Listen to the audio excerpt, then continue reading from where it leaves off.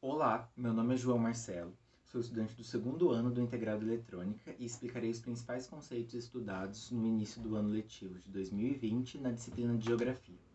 Inicialmente, estudamos os conceitos de espaço geográfico. O espaço geográfico é produzido pela interação entre a sociedade e a natureza. Milton Santos, um dos principais geógrafos da história, mesmo formado em Direito, mas especializado na área de Geografia, conceituava o espaço geográfico como um conjunto indissociável, solidário e contraditório do sistema de ações e sistema de objetos que não são estudados isoladamente, mas sim em conjunto, que é como a história se dá. Dentro do espaço geográfico, nós temos 4 principais conceitos, sendo eles o território, a região, a paisagem e o lugar. O território ele é uma demarcação, uma divisão do espaço geográfico que confere poder à pessoa que o detém. Então, com isso, nós temos diversos exemplos, como, por exemplo, países que possuem suas fronteiras que demarcam seu território. Então, isso impede que outras nações tomem parte de seu território. O território está dividido em 2 principais conceitos, o território material e o território imaterial. O território material ele é palpável, então ele é real, ele existe no nosso plano, como, por exemplo, países ou terrenos, entre outros tantos. E o território imaterial, ele não é palpável, ele é idealizado. Então, nós temos diversos outros exemplos, como o próprio pensamento humano.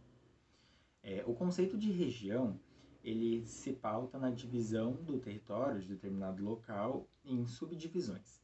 Então, com isso, a pessoa que concretiza essa divisão e essa regionalização, ela escolhe o parâmetro que ela quer utilizar. Então, por exemplo, em países como no Brasil, nós temos a divisão em 5 regiões para facilitar a administração desses locais. O conceito de paisagem se dá com a visualização de determinado local e com isso você consegue enxergar elementos que demonstrem como aquele local foi construído e chegou até aquele ponto. Como, por exemplo, quando você visualiza uma cidade, e com isso você enxerga e encontra elementos como árvores. Então você entende que para a construção daqueles prédios, daquelas casas, foi necessário o desmatamento. O próximo conceito e último é o conceito de lugar. O lugar se dá pela interação do indivíduo com aquele determinado espaço. Então, por exemplo, nós temos um indivíduo que considera a sua casa como um lugar. Só que dentro de sua casa ele utiliza mais o próprio quarto. Então ele vai caracterizar o quarto como o lugar. Então quanto maior a relação, mais próximo do conceito de lugar é. Outro conceito extremamente importante e estudado foi o conceito de globalização, que é dividido em 3 outros conceitos, que é a globalização como perversidade, a globalização como solidariedade e a globalização como fábula. A globalização como perversidade é a globalização como ela é. Então ela utiliza seus mecanismos e seus desenvolvimentos tecnológicos para trocas, sejam elas econômicas, culturais, entre tantas outras, para acentuar, através desses mecanismos e desses dispositivos, a diferença entre grupos sociais.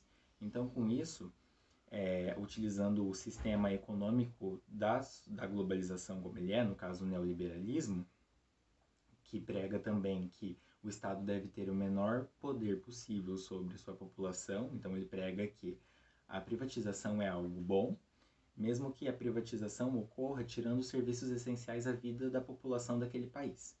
Então a globalização como perversidade utiliza desses aspectos. A globalização como fábula é o maquiamento da globalização como ela realmente é, ou seja, como perversidade. Então é o manuseamento, e principalmente dos meios midiáticos, para transformar e passar uma imagem da globalização como algo bom e benéfico a todos. A globalização como solidariedade, conceituada por Milton Santos, é a globalização como deveria ser. Então é a utilização dos mecanismos que foram produzidos durante a globalização para o desenvolvimento social. Então, com isso, a diminuição dessa diferença social tão grande entre indivíduos e pessoas. Outra coisa importante de se ressaltar é que a única forma física que tem poder de locomoção entre todos os territórios, todos os lugares do globo, é o capital, ou seja, o dinheiro e a moeda.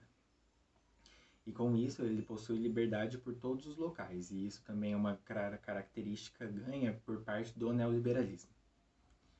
E é isso. Obrigado.